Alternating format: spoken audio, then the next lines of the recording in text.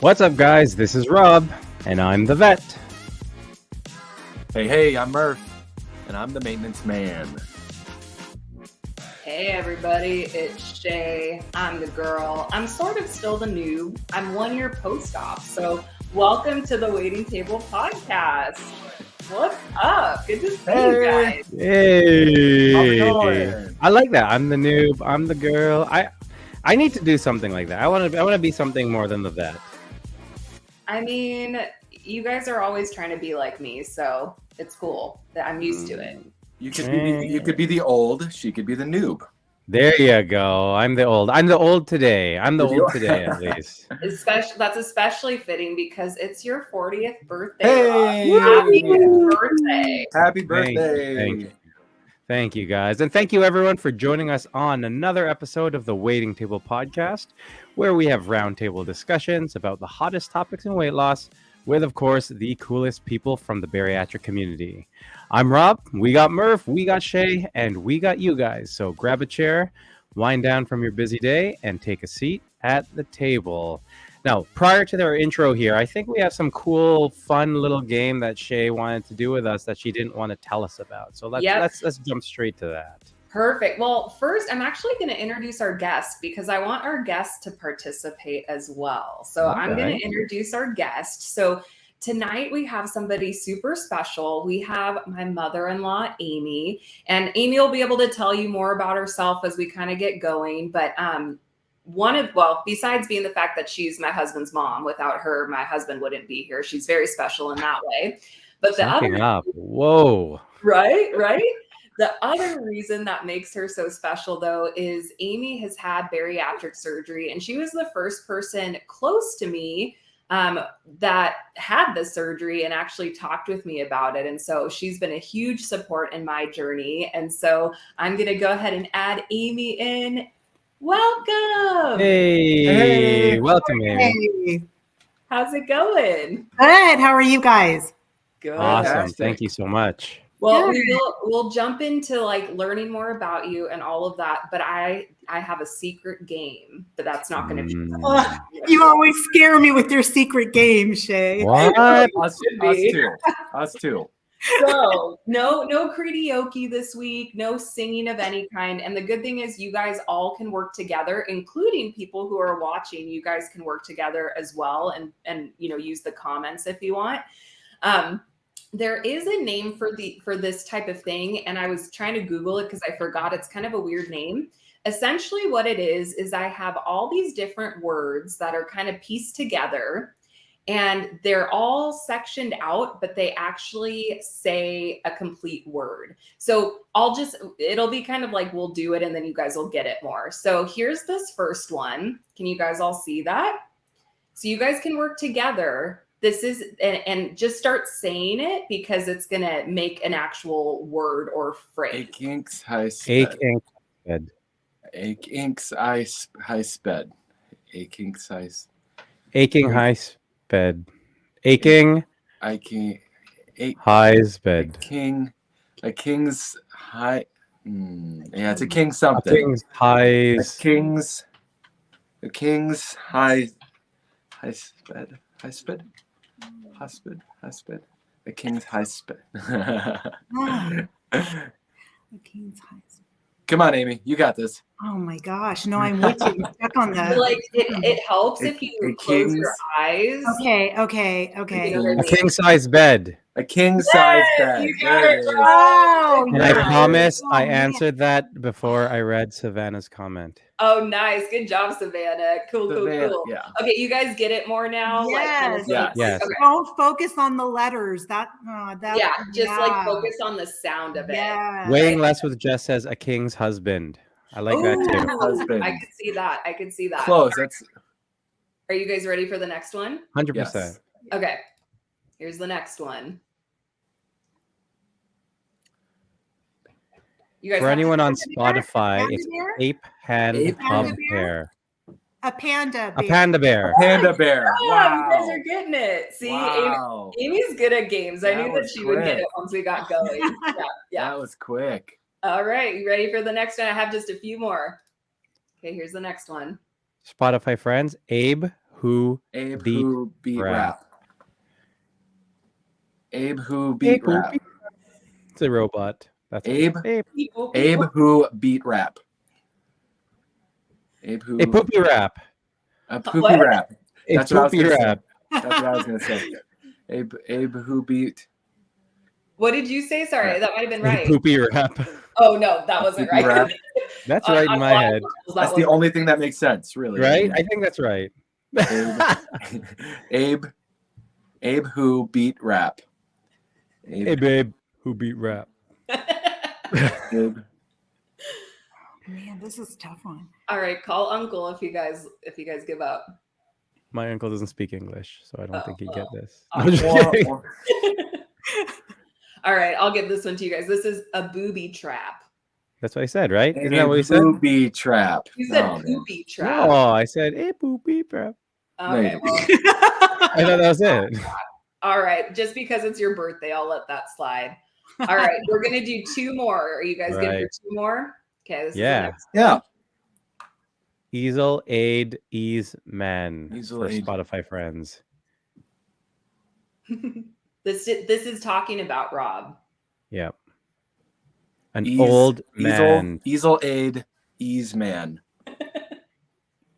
A ladies man. Yes. He's a ladies man. Yep. He's a ladies man. Man. So all of these I looked up, but this next one I actually made myself, and I'm really proud because it's like really Whoa. hard to create these. Dan Brown, look at you coming I up know. with the Da Vinci Code. Ready? Are you guys ready for this one? 100%.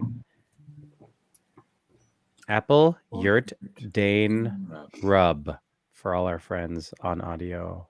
Apple Yurt Dane Rub. It's so funny knowing what it is and then hearing you guys say it. Yeah, this game's only fun for you, Shea. I know. Yeah. She creates these games to make us look like, Yeah. we're idiots. Can you take me? when default back in to doubt, Creed. just go back to Creed. Apple Yurt Dane Rub. Did anybody in the comments get it? Let me look. It's so hard because it's like out of context. Like it could be anything. you I know? know. But Apple, it's very specific to Dane what Rub. today is. Jess has been doing good, and so is Savannah. Happy birthday, Rob. Yeah. Yeah. Happy birthday, Rob. I was Thanks, really man. proud of that one. That was a Good. good one. That was good. Look, Amy doesn't appreciate it. She's like, that sucks. I'm Yeah. like, I think I'm too literal for these kind of games because I'm like, wait, this might. When you have an apple in a yurt. Yeah. When you oh, rub. My brain doesn't work that way either. That's why I did the game. I was the host of it because like I'm not good with those either. All right. Well, I'm excited. Thank you guys for playing. I know people who are listening Thank on you. Spotify. That was probably a jumble of mess, but it'll be fun. Well, Aymee, this is the first time you've ever been on a podcast, huh? How does it feel? Oh. yes. Super noob here. There you go. All right. Yeah. Super new.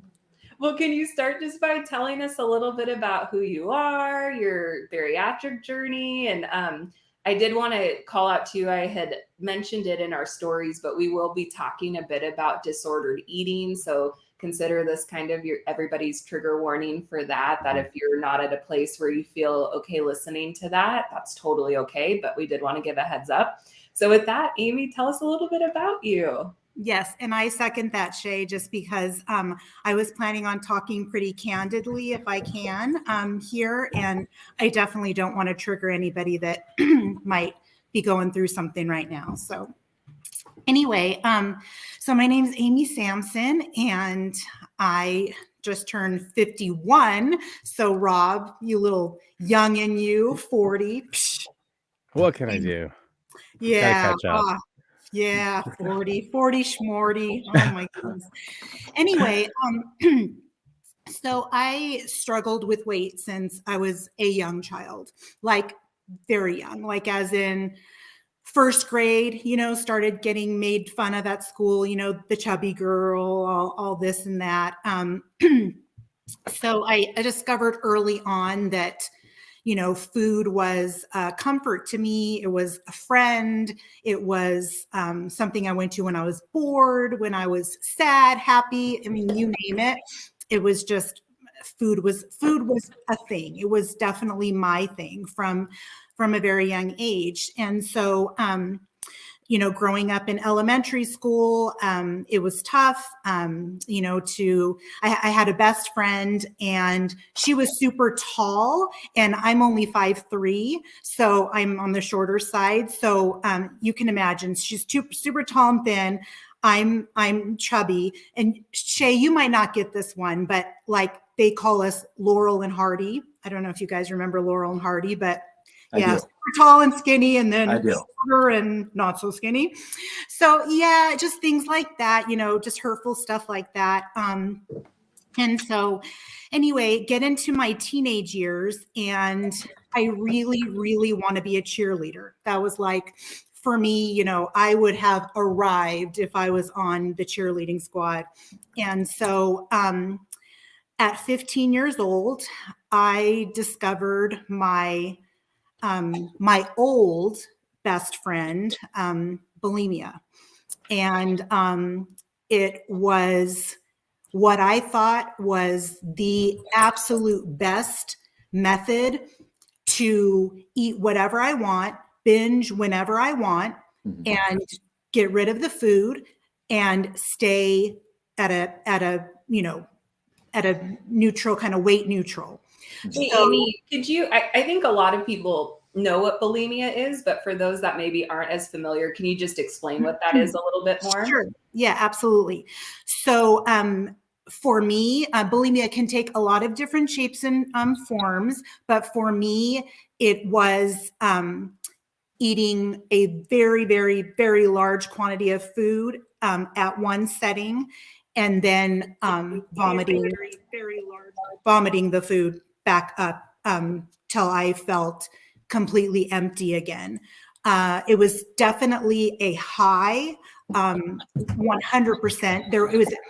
Bulimia is like a 2-part high, in my opinion. The first part is the eating, like that part is definite. And so for those, binge eaters out there, you guys can relate to that high.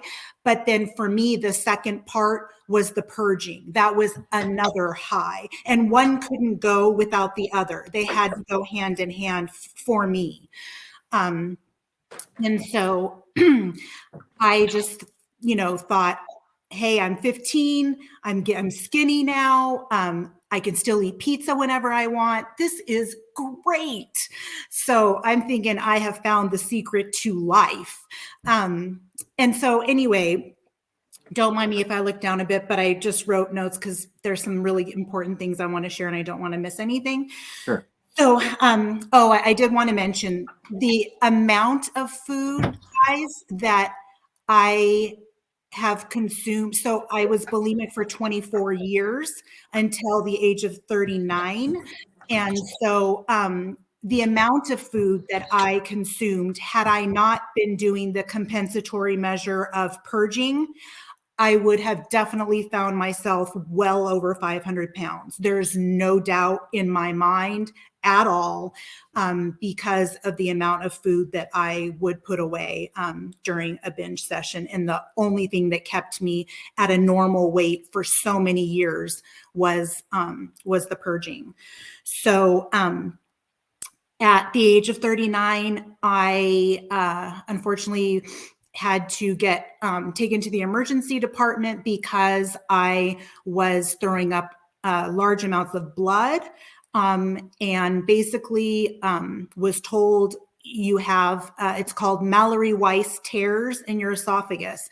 So I was told that I need to stop purging like immediately because if one of the tears slightly, tore open further, then it would cause internal bleeding and death, which, yeah, no good. Aymee, sorry to interrupt. So how long had it been at this point that you had been purging regularly? Since I was 15, so 24 years. Wow. Yeah, I stopped for short periods of time when I was pregnant with both of my boys. For whatever reason, having a life inside of me, I was able to put the addiction on hold for those times. I also breastfed both of my kids for significant periods of time. But I always went back to it. That it was always if I saw my weight creep up a little bit, it was just, that was the way that I did it.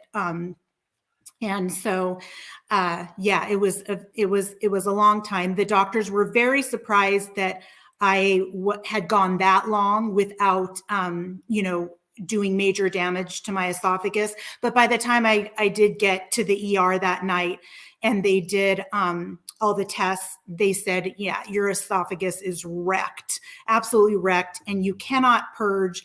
Literally, you cannot purge again because these tears are so fragile. So I was so immersed in the addiction, though, part at that time that they couldn't get me into a treatment center. I had to wait a few days. So inpatient treatment was what the doctors were recommending for me. There was no beds available. So my mom had to basically promise the doctor, it was either stay in the hospital under, watchful eye there, or go to my mom's. And she watched over me for a couple of days before I went into treatment.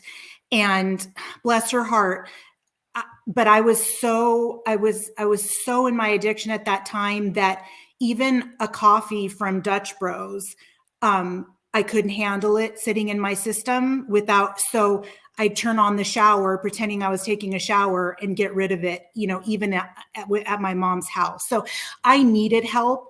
Look, I'll admit I wasn't ready for help. I was not ready. I don't know.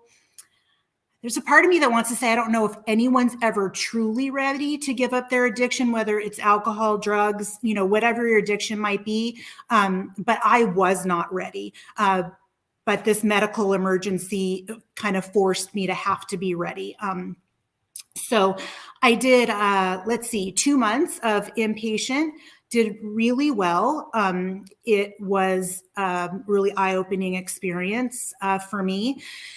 And then I did about a year of outpatient treatment and therapy outside of the inpatient setting. And so I have been in recovery now for 12 years. So I'm very, very proud to say that, I have had a few times where I've fallen off the wagon. Hasn't been perfect over these 12 years. Definitely don't want to try to say that it has been perfect, but I'm definitely in working my recovery every day. So after that, within these 12 years, I would say about 5 years ago or so, I slowly started slipping back into old patterns with eating. Not with purging, but just with eating. So as you can imagine, one binge session turns into 2, turns into 3, the weight starts creeping on. And, I told myself, okay, Aymee, as long as you don't purge and mess up your esophagus again, okay, what's a few binges? You've had a stressful day at work, no big deal, whatever. All right, well, that got me into trouble because I ended up, at my highest weight, which for me, my highest weight was 230 pounds. And at that time, so this was back in 2020, and the height of COVID, kind of a stressful time, eating a lot during the COVID time. And but the big shock was I had an annual exam, and the blood work came back that I was in stage 3 kidney failure. Well, yeah, that's not good. There's 5 stages of kidney failure. Stage 5 is dialysis or transplant stage, and I was in stage 3. So my doctor basically said, you have got to get weight off of you, and stat. Your kidneys are not doing well. And the best thing I can recommend for you to try to reverse this, or at least stop it at stage 3 without going any further, is for you, to lose a good, 50 to 70 pounds. So I did some research and, knew that bariatric surgery was an option for some people. And for me, I was denied by my insurance because I wasn't big enough for it. Even though I had this, major health problem with my kidneys failing, they said, nope, sorry, come back to us when you've gained 50 more pounds. And then okay, yeah, I'm not going to go and gain 50 more pounds. Yeah, silly, so silly. But anyway, so I didn't meet criteria, unfortunately. Well, I talked with my husband long and hard, and, we just decided, hey, this is a health issue. And, I was only in my mid 40s at the time, mid to late 40s at the time, and just too young for stage 3 kidney failure. You really don't see that until, you get in closer to your late 60s, 70s. So I was pretty young to be at that stage. So we decided to pay for it out of pocket. I found a doctor who was great in Southern California, where I was living at the time, and got the surgery in July of 2020. So I will be 3 years out in July, this coming July. Yeah, so let me see. Okay. Just to go back really quick. So I was not mentally prepared for this surgery. I will admit to everyone who's listening to this, it happened so fast and so quick. I was not mentally prepared for the loss of food. It is the best decision I've ever made for myself. I did lose almost 75 pounds, and my kidneys, I can't even, it's it makes me cry to even say it, but my kidneys are perfect. My kidneys are functioning perfectly. I am not in kidney disease stage, any stage right now. And my numbers look great. And it's just the biggest blessing ever, biggest blessing. So would I do it again? 100%. Would I have prepared myself a little more beforehand if I had the time? 100%. I mourned the loss of food, guys. When I woke up and it was oh, you're on liquids for, a month, and then you're on soft foods for, I remember telling my husband just I don't know if I can do this. I do not know if it's food is everything to me. It's everything to me, and to not be able to eat what I want, when I want, it just was devastating. And I really fell into a bit of a depression, which is I feel so selfish saying that, because I was just given the biggest gift and the biggest life-saving gift that anyone could give me. But yet I was feeling depressed. It's Aymee, what's your deal? You're losing weight rapidly. You're doing great. No complications from the surgery. I didn't have any complications to speak of. I really did really quite well. There was a few foods I couldn't tolerate, for a while afterwards, but most of those have been, have resolved over time. And so I just thought, what are you depressed about? But I would literally just wake up and cry because I just missed the food. I missed the food. So that grief is very valid and real. I think many people that are listening, and I think Robin Murph definitely speak up too, but it's like, I think that's very relatable. And so it's like, there's room for all of that, right? Like, yes, this is a life-saving thing and it was helpful, and it was a huge loss at the same time, you know? Yep. Yeah. Yeah, I sure. think that's a big concern for a lot of people, right? Like, yes, we understand the need, health wise, we understand the need to make this change and to give up something that we cannot control. Because if we could, we would have done it, right?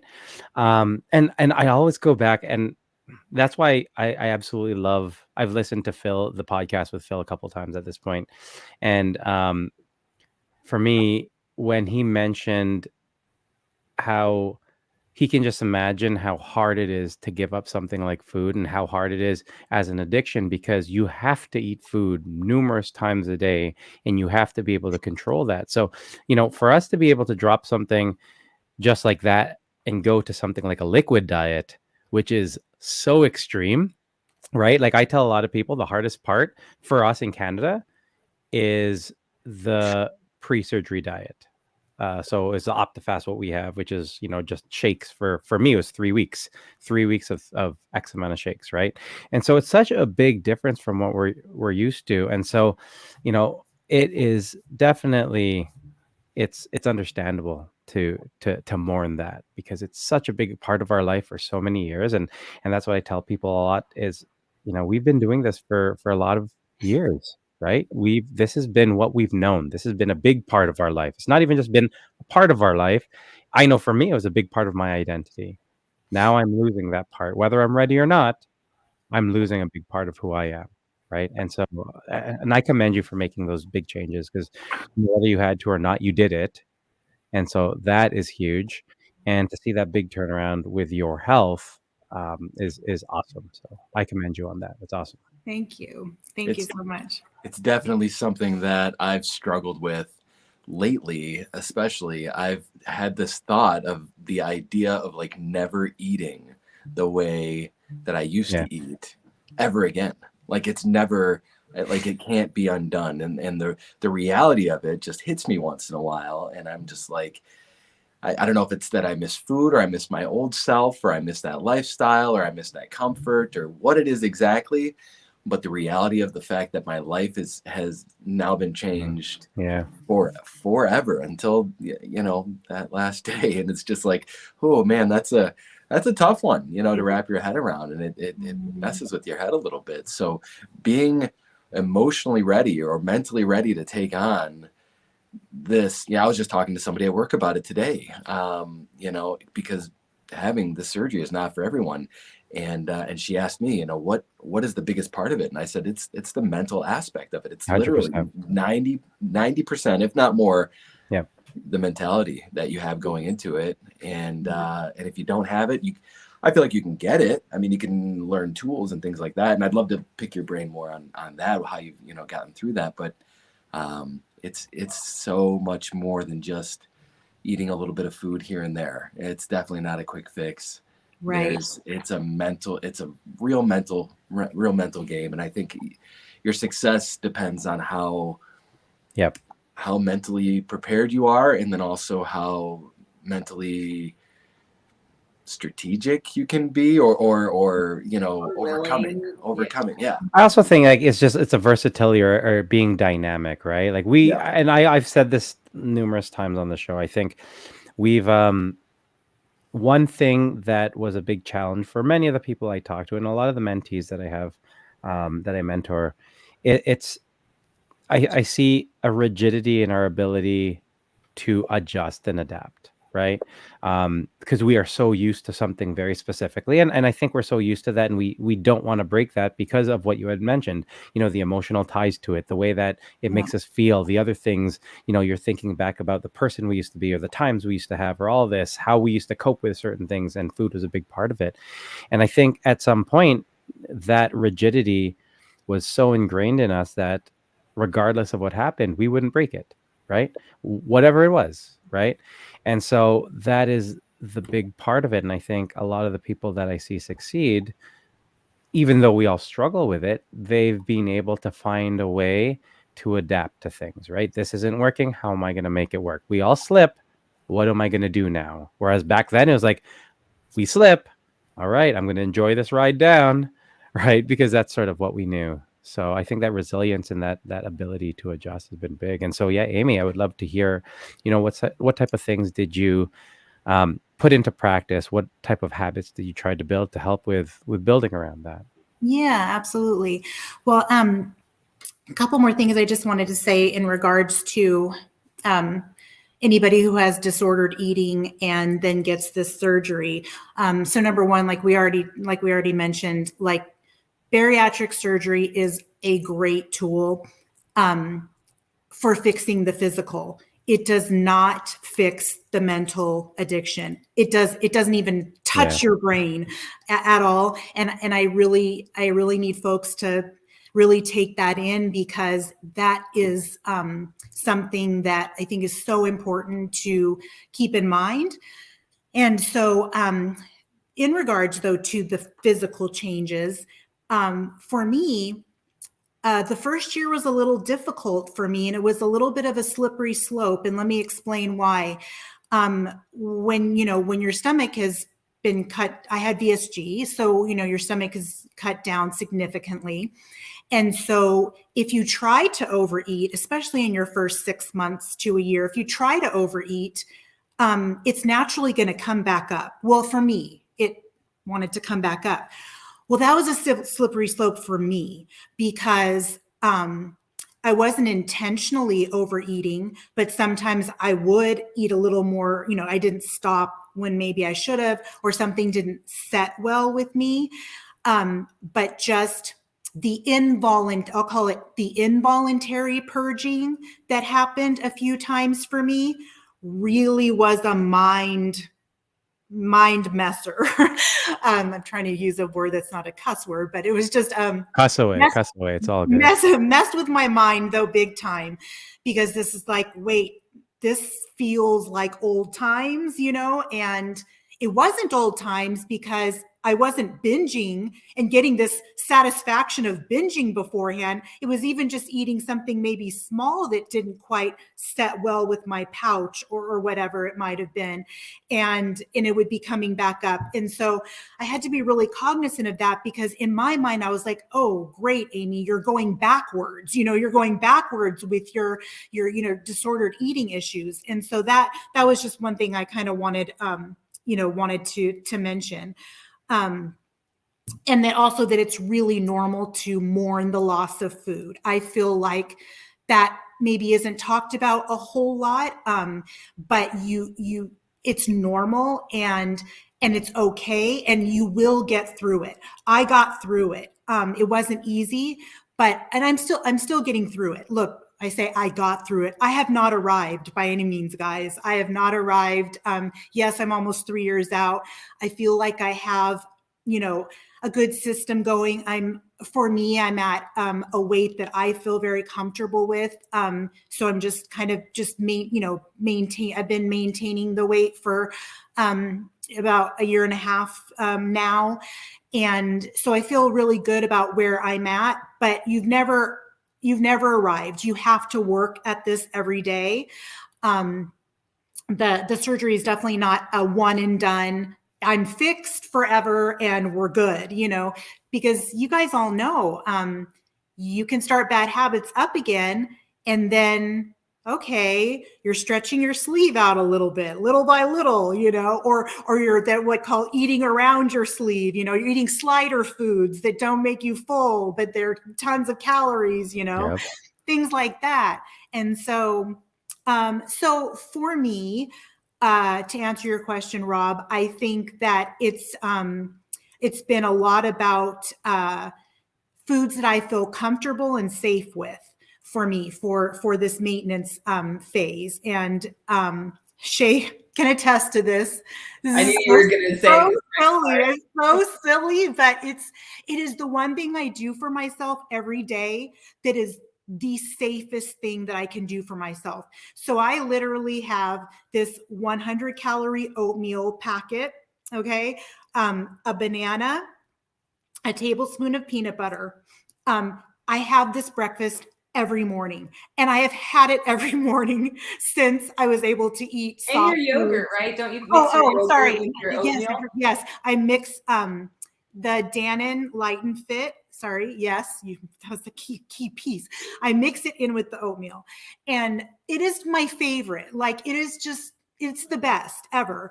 And I never get sick of it. I don't know how that is. Like, I don't know, but I always feel like I'm starting off the day right. Like, in my mind, it's starting it off right. So I've kept that. I stay away from most fried foods, fast foods, fried foods, things that I know too that kind of bother my stomach. And just, I really try to listen to my body, portion control wise. Now, there are times when my mind, this darn thing up here, takes over and says, oh, Aymee, that red velvet cake over there from the birthday party is calling your name, all of that kind of stuff. And I will have a little bit. I will. If I'm too rigid on myself, you guys, I have found I am a rebellious little girl. Let me tell you, there is a rebellious little girl in here. She's crazy. Crazy. Yeah, she's just, I got to keep her under lock and chain, man. I'm serious. My therapist calls that little girl, she calls them my wild horses. She goes, Aymee, you've got wild horses in you. It's not a bad thing. It's just part of your personality. It's part of who you are. But she said, you've got to keep the wild horses in the stable. You can't let them run free, because I feel like you're on the start of like a country song. Like, this Right? is the start of a country song. So we gotta circle the wagons. Stable, so they Yes. don't get loud. I'm gonna be all yes, my wild horses. But yes, so I have to feed the wild horses a little tiny bit, because if I just say no to them entirely, they will bust open the gate, guys. They will break it down. And I know that, and I know this. And so I try to do stuff in moderation. I'm not always perfect, but to answer your question, Rob, that is what I'm trying to do going forward for maintenance, is just moderate everything with moderation. I love it. That's sort of been my mantra from the very beginning. So 3 years in from now, is always like, same thing with you, right? Like, I know the way I am, and that's the big thing that I took from listening to you, is you got to find what works for you. And I think that is for everyone. You can hear what I do, you can hear what Aymee does, you can hear what Shea and Murph do. Doesn't mean it's going to work for you, right? So anyone else listening, you really got to play around and see what's going to work for you. And I think the best way to do that is to really have an honest conversation with yourself about what's worked in the past and what doesn't, right? What causes you to do certain things. I know for me, I do very, very well as an all or nothing type of person. Like, I go all out, I could do amazing, and then I slip, and then I'm really, really good at doing nothing for a long time, right? And so for me, it was a matter of, okay, I do great, but I also do poorly like that. How do I beat that? And for me, it was moderation, right? So, I said at this point in my life, I like eating with my kids. I like enjoying my time with them. I like being at the table with them. So I don't want to make different food from them. I want to eat what they eat. I want to spend that time with them. I need to learn how to eat smaller amounts. I try to make sure that I'm almost fast when I'm eating with them, which is hard sometimes when your kids just talk so much and you're just like, come on, hurry up faster so I can take my next bite. But no, I love that. I love hearing you say, talking about what works for you and what you had to do. I eat the same breakfast every day, same type of thing. So I love hearing you sticking to that, because it also works well for you and it doesn't make you feel like you're missing out. And most importantly, I loved hearing you say that you're about a year and a half in 12, and you're at a weight that you're comfortable with, because at the end of the day, again, it doesn't matter what the number is. It matters what you're comfortable at, right? You're healthy, you're comfortable at where you are, you feel good at that place. It doesn't need to be like, weight loss surgery isn't the race to get, to the lowest number. And we all get caught up on that too, because I know I do, right? Like, I look at my scale every once in a while. I'm like, okay, well, now I'm 183. I don't want to be this low, but somewhere in my head, I'm like, yo, you could go under 180 if you want. And I'm like, yeah, I could do that. But then I'm just like, is that what I want? Right? Like, I spent so much time trying to get above that again, and now I'm going back. So I loved hearing, like, there's so many really good things that you're saying. I loved hearing it. So it's amazing. Yeah. And women out there, women who are listening to this and who see this, don't pressure yourself to meet a specific weight goal on the scale. Really don't do it to yourself, honestly, because the number is important. And yes, I do weigh myself regularly just to check in with myself. But for me, it was more about, so I had it in my mind, okay, I'm starting at a size 16. I'd love to go half that. So I'm in a comfortable 8 at this point in my life. And for me, an 8, I've never been an 8 in my adult life. This is like the smallest in my adult life that I've been. So I'm super proud of myself for that. Super proud of myself. Yeah. And so if I never make it to like a size 4 or a 6, I'm okay with that. And I like the curves that I have. Curves are beautiful to me. And so, and my husband as well, he likes the curves. So, it just, don't get too hung up on, gotta get to a specific number, because then if you don't, you'll feel disappointed within yourself. And why, why put that extra pressure on yourself? Shea has been so good. Actually, Shea has been teaching me a lot about, just kind of loving yourself where you're at and at what stage you're at, and not being so. Shea will tell you I'm a very critical person on myself, not on other people, but on myself.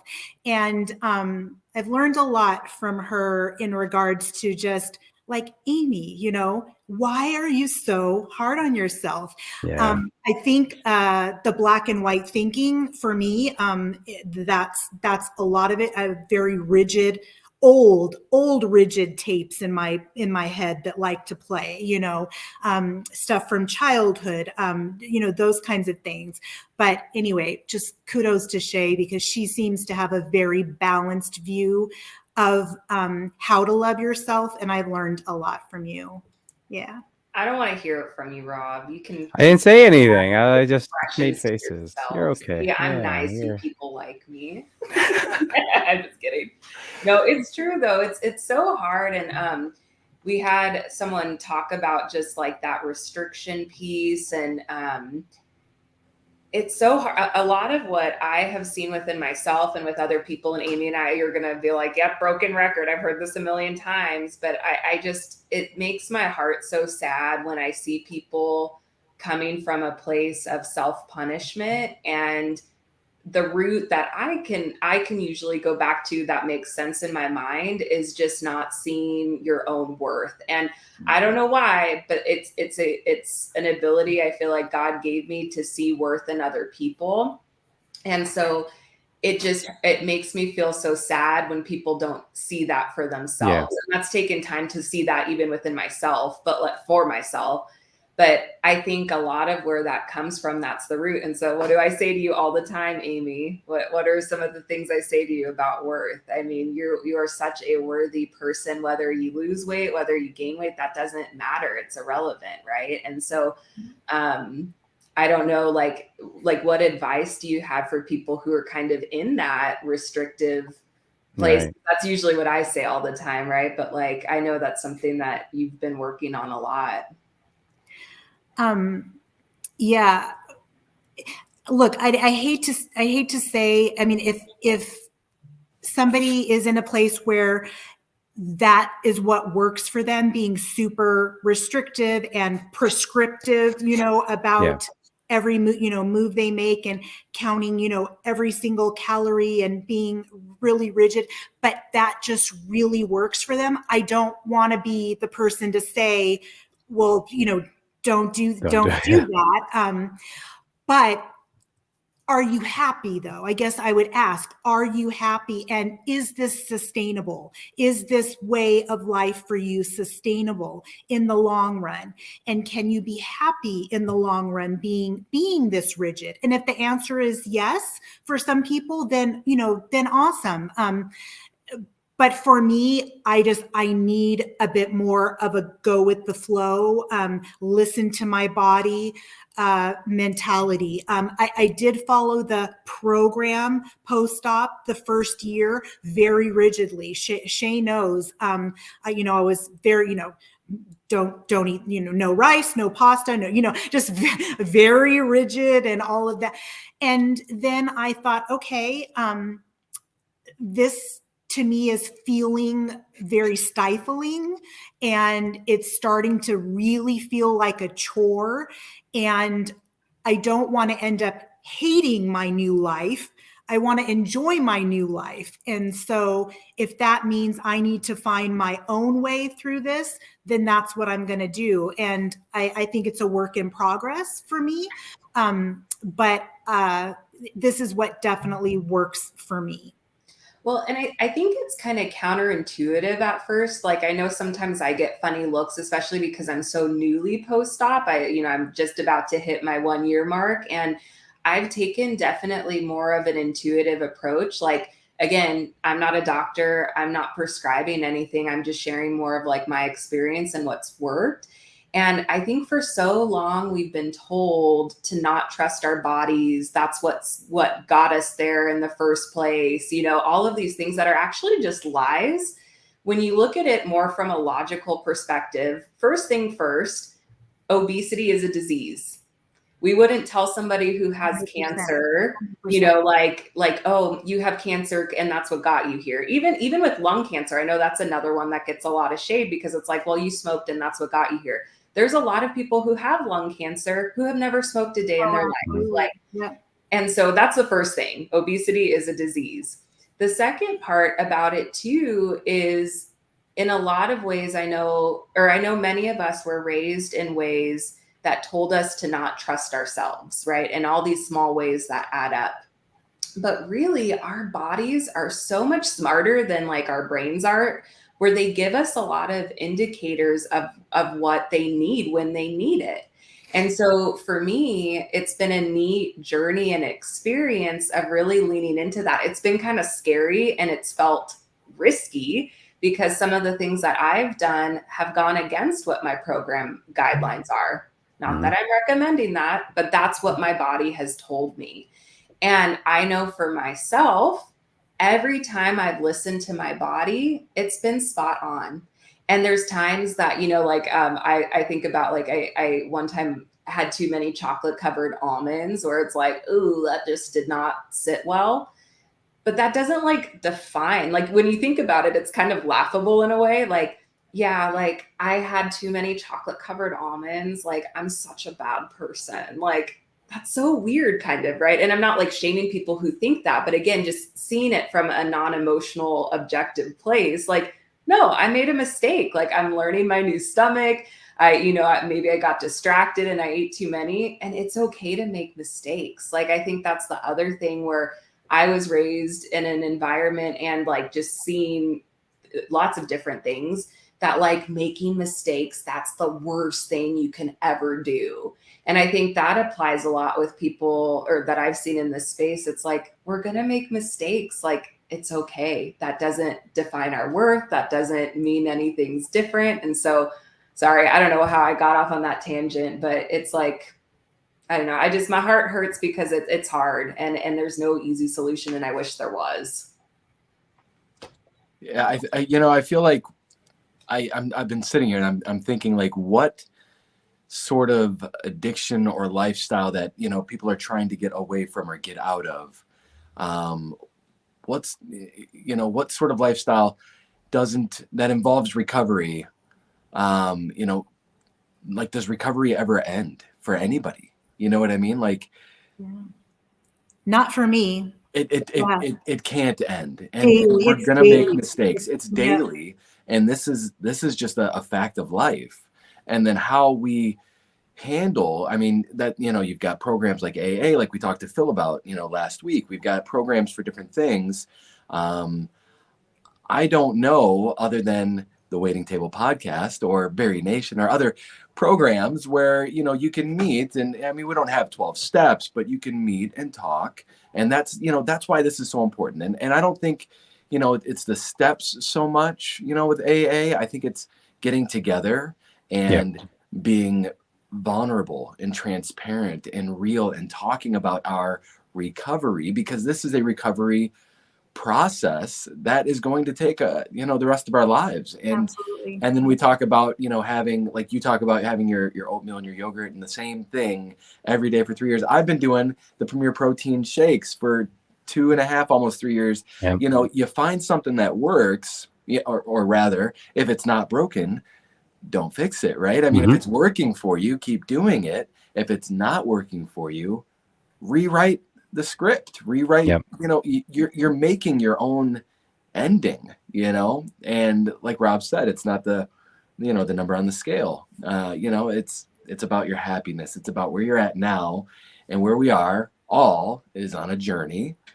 and it's a journey of recovery, from something. And I can't think of who isn't on a journey of some sort of recovery, whether you want to be or not, you are. Yeah. You're recovering, and whether you're aware of it or not, you are, right? Whether whether it's obesity, whether it doesn't matter. We're all on some sort of journey, and recovery never ends. I think it's safe to say that. I think that's a fair statement. I'm gonna. No, I think you're 100% right. And I think like a big thing that I see a lot, and I have these conversations with people, and this is something that I used to fall prey to, and I know a lot of friends who do, is just even learning work-life balance, right? Like I have a lot of people, and I was a person who I would tell my customers, I'm like, doesn't matter what time you call me, middle of the night, I'm going to the hospital to help you guys out, all this stuff, right? And then, at some point I had to teach myself that, hey, I have other priorities in life. I have a family, I have a wife. This is my priority now. And people have a very hard time breaking that up. And I know in my industry, very, very, very hard. I had a colleague ask me, because I have a work phone that does not get touched after 4:30 p.m. anymore. And I have my personal phone, and they're like, oh, how does that work now? Like, it's amazing, because they thought I was going to be like, oh, I'm always looking. I'm like, no, I do not. When I put it away, it's family time now. And again, these are things that we're all on journeys. We're all trying to make changes, regardless of whether we know it, whether we're aware of it. We are constantly changing. And if you're not, then you're stagnant. Then you're just sort of sitting there, and you're just, what are you doing? Right. Yeah. So I love hearing all this from everyone. Like, this is what we're going through. This is how we are evolving and we're changing. And, even today, I find that this often happens on certain events, but you usually take that time. I find that I constantly will just, on certain days, I'll just sort of sit there and look around at everything around me, and just be appreciative of these things. And I'll think back, and this is why, I think of it today on my birthday. I think back to, what was I doing last year? What was I doing? Last year wasn't a good one, because we were stressing out because I had my surgery that day and we had a flood in the morning. But prior to that, and every year prior to that, it's just like I would wake up in pain. I would be in a pretty good mood, and then it wouldn't last very long because I was in so much pain. I couldn't move, and I wasn't happy, and all these different things, right? And now we've put in that work to be happy with who we are. And as you had mentioned, you're comfortable with who you are. If I thought back to Rob 5 years ago, would you have thought you'd be at this point? And regardless of how much we are still working on it, how much we are struggling with it, how much we fall, you ask your person 5 years, 6 years, 10 years down back, if you could have imagined that you'd be in that place where you are now. Most of us would say no. And it brings you to that appreciation of, damn, I've done good, right? Yeah. I've made it. Absolutely. So yeah, it's crazy. It's crazy, these journeys that we go through, for sure. Yeah, it is, for sure. One thing I wanted to say really quick, Rob, with you talking about work and kind of being or struggling maybe with workaholism and stuff. That is one thing I found for me after I got out of my inpatient treatment. Shea can attest to this. was I had a real issue with, what they call transfer addiction. Yep, I was going to ask about And that. I transferred right from having a bad eating disorder into being a major workaholic. I threw my mind, body, and soul into climbing the corporate ladder. And it destroyed a lot of things along the way. It hurt my kids. It was just not a healthy thing for me. But it was something that I was using to cope, without having the bulimia there to fall back on. And so just, folks out there, be careful of the whole transfer addiction thing. It's very real. I've heard folks, have the surgery and then they have problem with, alcoholism or just your addiction just somehow morphs into something else besides food. So just be on your toes about that, because it's a very real thing that's happening. And, for me right now, I feel like I'm pretty darn balanced. I feel really good about, where I'm at. Feel balanced with work, family life, my food. I'm feeling like I'm in a good place, but that can shift at any time, and you've got to be on guard with that. So, well, and there's, pun intended. No. and there's, or what I always like to say too, is that there's so many different ways to cope, and the actual methods we use, there's not really anything wrong with working, with food, with alcohol, it's just the reason behind it. And I've known Aymee, for, what is it? Me and Dylan have been together 11 years. And I just have to say, like, I'm so proud of you. Like like it's kind of hard to explain in a short amount of time all of the growth that's happened in those 11 years that I've known you. But like, it almost not discounts, but it's hard to fully like get through the growth that's happened, because who you are today is not who I knew like when I met you at all. Like, which is good. I mean, 11 years, you would hope that, and I'm not the same person either, but like, you've done a lot of hard work to get where you're at now. And so of course it's easy to like look back and say, oh yeah, and I'm in a good place, but I don't want that part to get missed, that there's been a lot of intention and tears and hard stuff to get there. So good job. Thanks. Aw, thanks.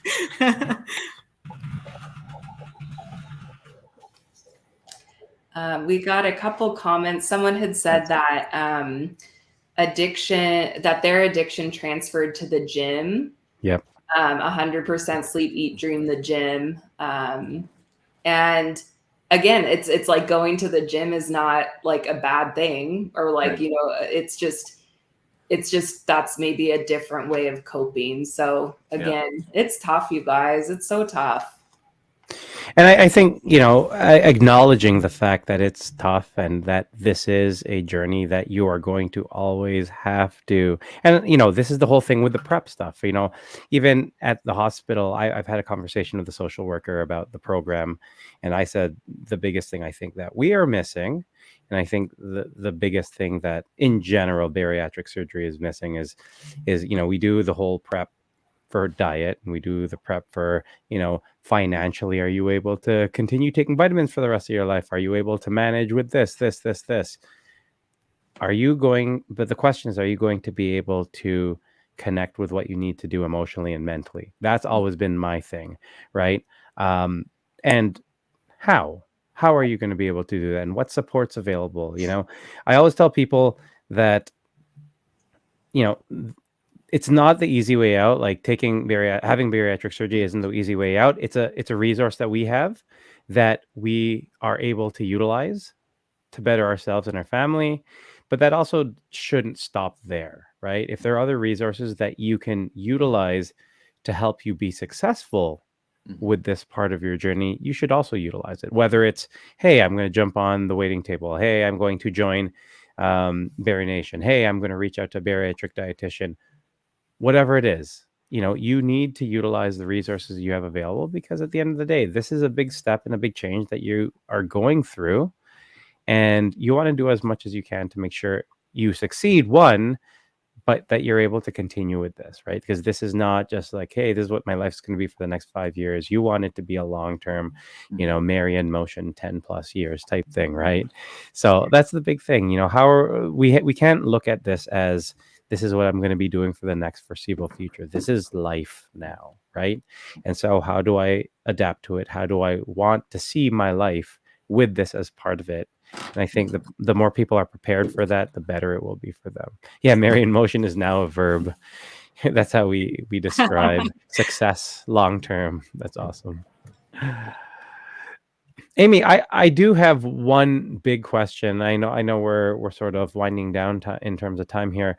If you were to, because I think the content that you shared with us and your experience that you shared with us has been amazing. I think it's been very insightful. I think it's needed, because I don't think that these are topics that get discussed often in the bariatric community. I think we're all aware of it to an extent, but I think it's also slightly glossed over, because it's sort of like the part we want to sweep under the rug. But if you could share, I would say just one big takeaway from your experience that you would like to share with the bariatric community and people either going through some of the challenges that you've had or about to go through bariatric surgery, what would that be? It would be to not let fear dictate your health and your decision making in this area. It's very easy to just stay with what you know, even if what you know is harming your body, which, whether it's bulimia, whether it's anorexia, whether it's just binge eating disorder in general, you're hurting yourself, you're harming your body. And but it's very scary. It's very scary to make a change, especially a lifelong change.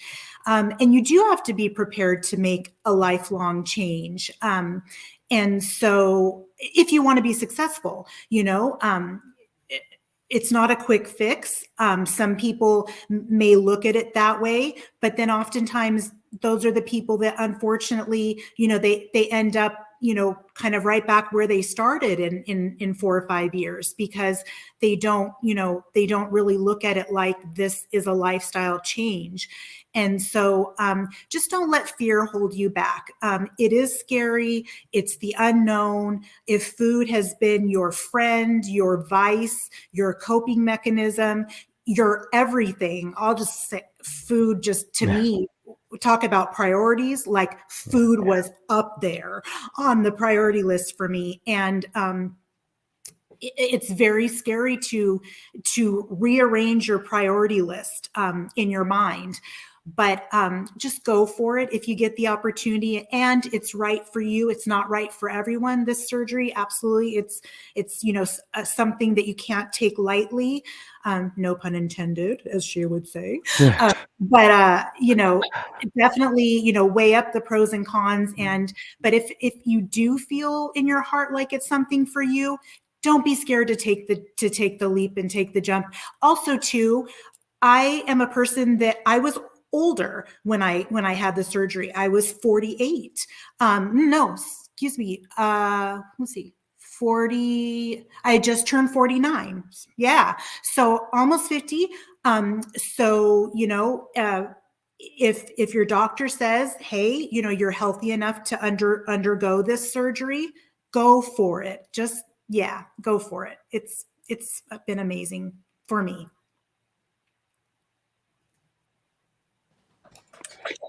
That's some awesome advice. I'm definitely taking notes and coming back on this.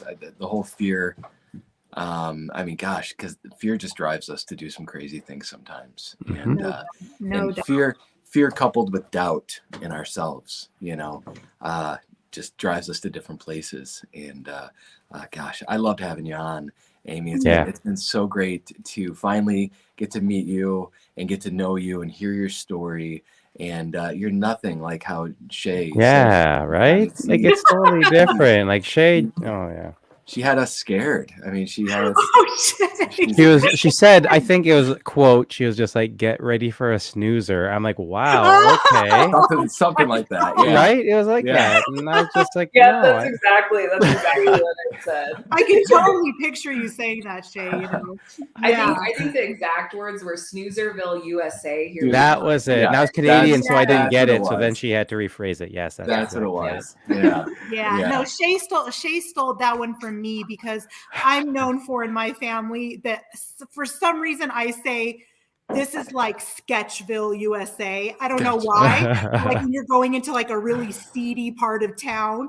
And so my kids are all like, oh, that's a momism, Sketchville, USA.